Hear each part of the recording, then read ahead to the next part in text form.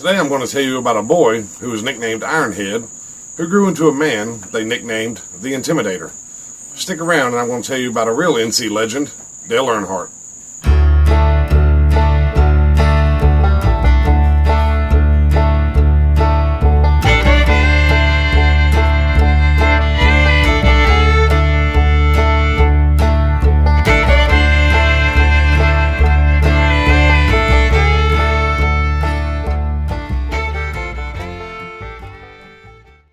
Welcome to the NC Everything Podcast. I'm your host, Curtis, and this is the bi-weekly show where I talk about everything that has anything to do with North Carolina.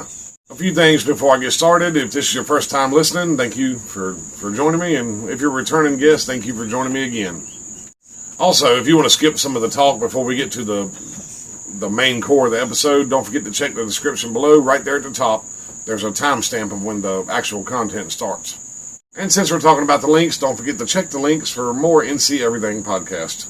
That includes a link to the Facebook group and my email address, which is thenceverythingpodcast@gmail.com. And if you hadn't noticed already, you will notice I'm really tired. I had a really hard day at work, but I want to knock this episode out. So I'm going to try to stick with it, but I'm pretty sleepy. And before I get started, I want to say if you're watching on YouTube and you'd rather just listen, I can be found on most podcast players. And if you're listening and you want to put a face behind the voice, the link for my YouTube channel is in the description below as well. Also, and I don't know if I'll remember to put a link down there, but my wife and I do another show called Tasting NC, where we taste everything that has anything to do with North Carolina. So if you get bored in between episodes, definitely check out Tasting NC. Now, if you're a returning guest to the show, you know I normally film kind of out in my yard, but today you really can't tell in the video, but it's sprinkling. It's kind of rainy and cloudy. I'm not complaining. I've been wanting some rain. It's been really hot, and I'm kind of enjoying the rain out here, but I'm under my front porch today. And again, maybe because I'm tired, or maybe I just want to go ahead and get it done. Let's go ahead and get into the content.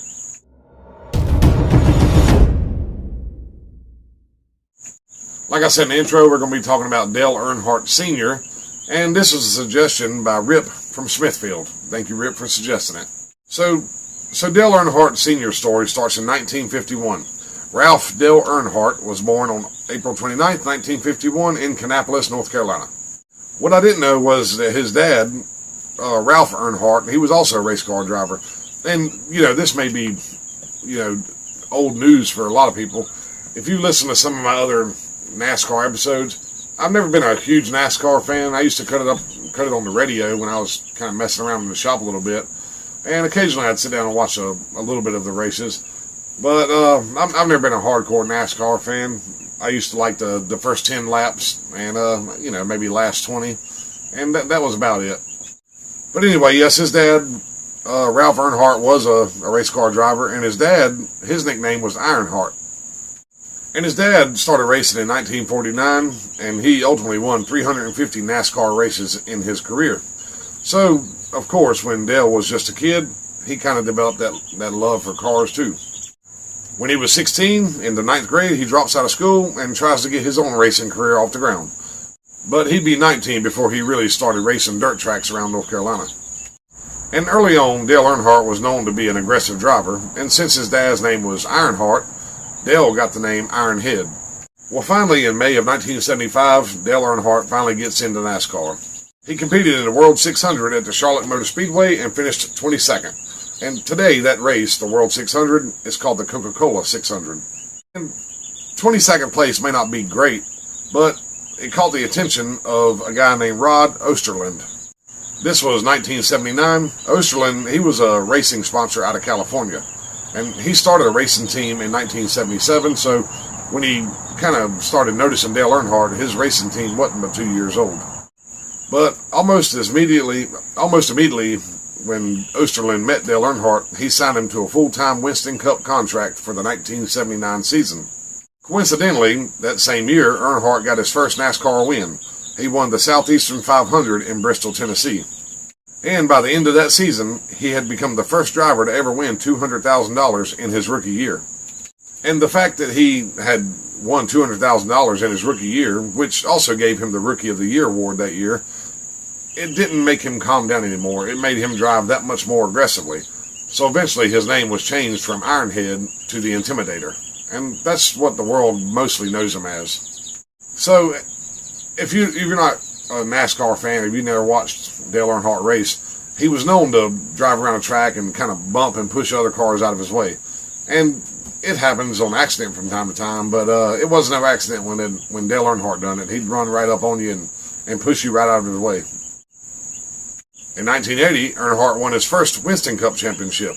And this made Earnhardt the first driver to ever win Rookie of the Year and Points Champion in back-to-back seasons. It wasn't long after this that Osterlund sold his team to J.D. Stacy. That was 1981. And then Earnhardt started racing for Richard Childress. He raced with Childress for a little while, then he started racing with Bud Moore, but he eventually went back to Richard Childress in the 1983 season. And this is really when his career really started taking off.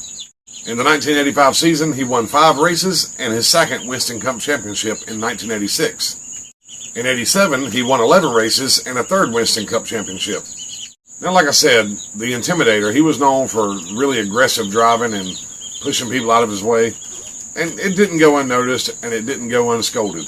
In 1987, the president of NASCAR finally came down on Earnhardt and told him he needs to calm the hell down.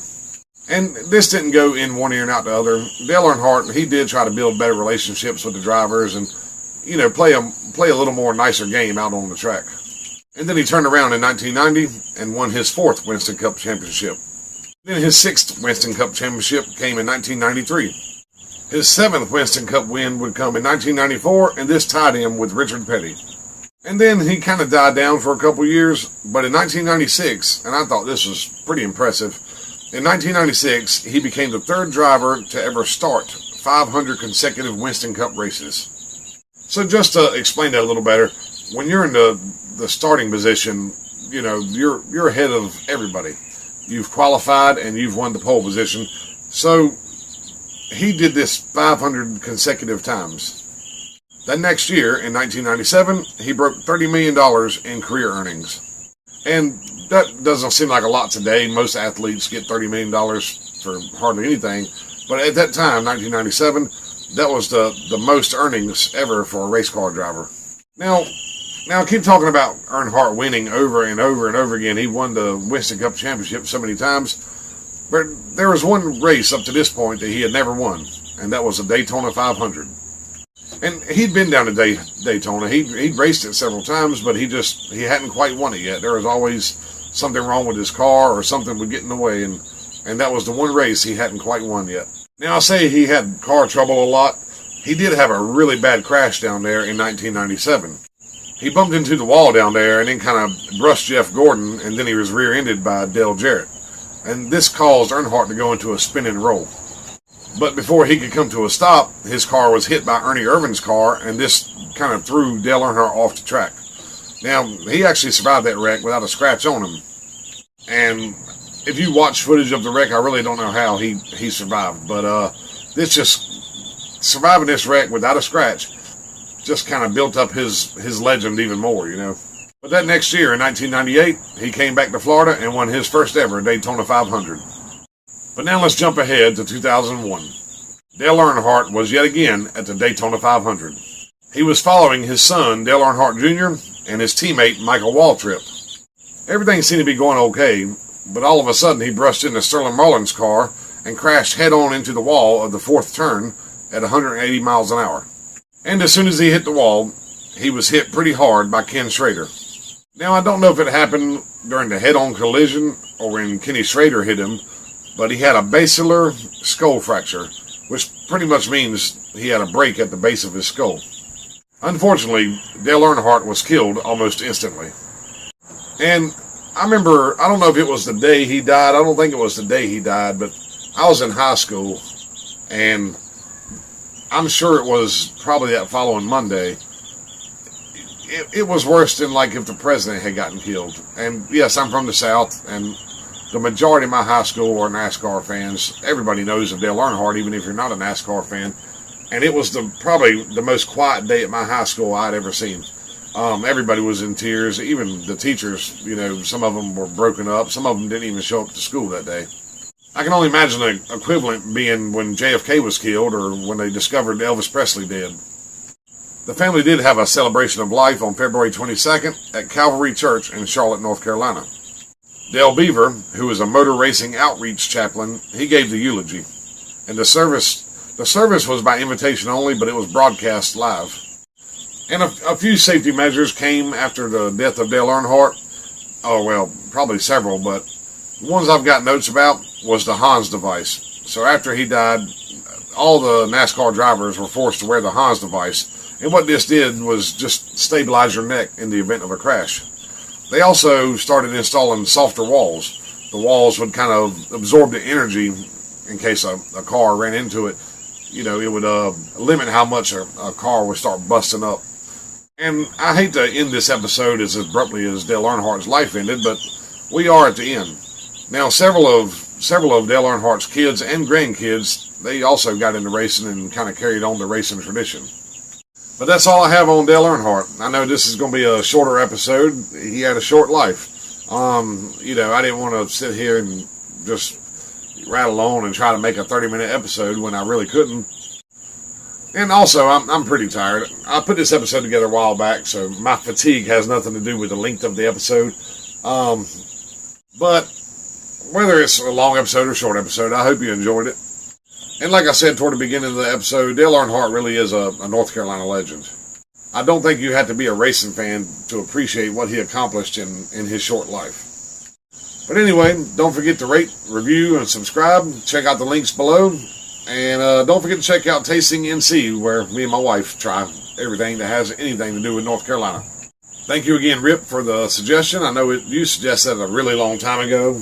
If you don't know Rip, Rip gave me a bunch of suggestions, a lot of them, so I kind of peppered them in as we go. But anyway, thanks again for suggestions, and don't be afraid to reach out. If you have a suggestion for episode, you can email me at thenceverythingpodcast@gmail.com, or if you join the Facebook group, you can send your suggestion right there.